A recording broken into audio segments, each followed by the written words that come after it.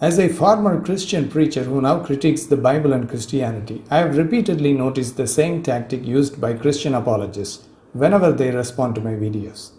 They don't answer the criticism of Christianity. Instead, they try to bring Hinduism into the discussion. They try to turn it from a discussion between Christianity and an ex-Christian into a debate between Christianity and Hinduism. Why?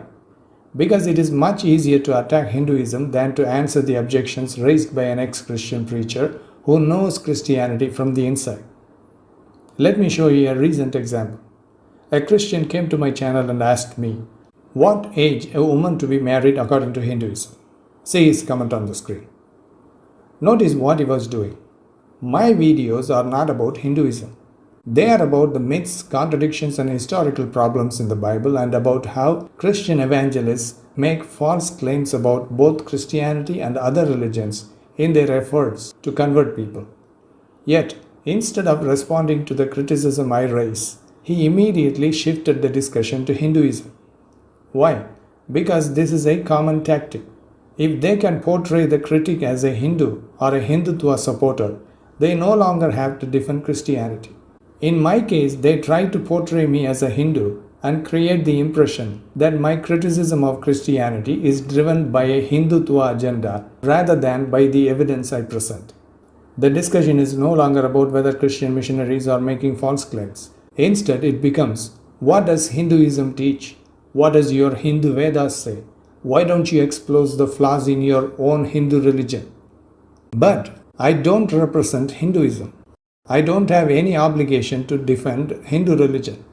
If someone wants to examine the ethics and historical claims of Hinduism, they are free to do so. That still does not answer my criticism of Christianity. So, I simply turned the same question back to him. I asked, what age for a woman to be married in Christianity? Now the situation completely changed. He wanted to defend Christianity by attacking Hinduism. But he immediately ran into a problem. He asked what age a woman to be married according to Hinduism, because he believed the age at which women could marry in Hinduism was ethically unacceptable. If that is the standard by which he wants to judge Hinduism, then he must also show from the Bible what is the ethical minimum age for a woman to marry according to Christianity. But that's where the problem begins. The Bible does not establish a minimum age for marriage. Let me put it another way. Does the Bible say that a 6-year-old girl may be married? No. But does the Bible say that a 6-year-old girl may not be married? Again, no. The Bible never establishes a minimum age for marriage. It simply leaves the matter to the culture of its time and never condemns those cultural practices. Now think about what this means. He wanted to criticize Hinduism by asking about the age at which a woman could marry. So I asked him exactly the same question about Christianity.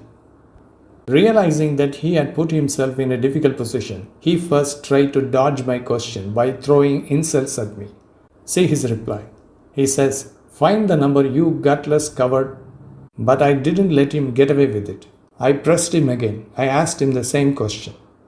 At that point, he had an opportunity to answer honestly. He could simply have admitted that the Bible itself does not establish a minimum age for marriage. But if he did that, he would immediately lose the moral ground from which he was criticizing Hinduism. He was trapped by his own standard. Instead of answering from the Bible, he invented an answer that the Bible itself never gives. See his response on the screen.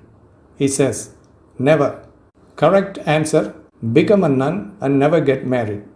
He is saying that women should not get married but should become nuns. Then he quoted from the Bible from the book of 1 Corinthians chapter 7, where Paul encourages Christians to remain single. But the problem is that Paul gave that instruction because the biblical writers in the first century were falsely expecting that the world would end and Jesus would return in their lifetime. Besides, that instruction to remain single applies to both men and women. Jesus did not return in their lifetime. The biblical writers later realized that they had made a mistake, and the Christian church postponed the end-time events to the future. Since then, Christians have continued postponing them from one generation to the next. The failure of prophecy about Jesus' return is a different topic. But the point is, what Paul says in 1 Corinthians chapter 7 was based on a complete miscalculation and is not applicable to Christians today. More importantly, nowhere does the Bible tell Christian women to become nuns. The institution of nuns did not even exist during the New Testament period. So this Christian invented that idea. He invented it because the Bible itself doesn't provide the ethical standard he was demanding from another religion. And that's the irony. He introduced the issue of marriage age because he thought it would expose Hinduism. Instead, it exposed a problem for Christianity. The very standard he used against another religion immediately became a problem for his own religion. This is exactly why I say that Christianity should be defended on its own merits. If my criticism of Christianity is wrong, show me where it is wrong. If you think I have misunderstood the Bible, show me where I am wrong. If you think Christian evangelists are not making false claims about Christianity or about other religions, then present your evidence. If the Bible provides a superior moral standard, demonstrate it from the Bible. Don't change the subject. Don't drag Hinduism into the discussion simply because you don't want to answer a criticism of Christianity. This strategy doesn't work. In fact, it often backfires. The moment you compare Christianity with another religion, the same standard you use to judge that religion must also be applied to Christianity. And when that is done, it invariably exposes weaknesses in Christianity itself. That's exactly what happened here. He came to expose Hinduism. Instead, he exposed the weakness of his own religion. So here is my advice to Christian apologists. Don't compare your religion with other religions because there is no way you can prove that Christianity is better than any other religion. In fact, in many respects, Christianity is even worse than the very religions you criticize.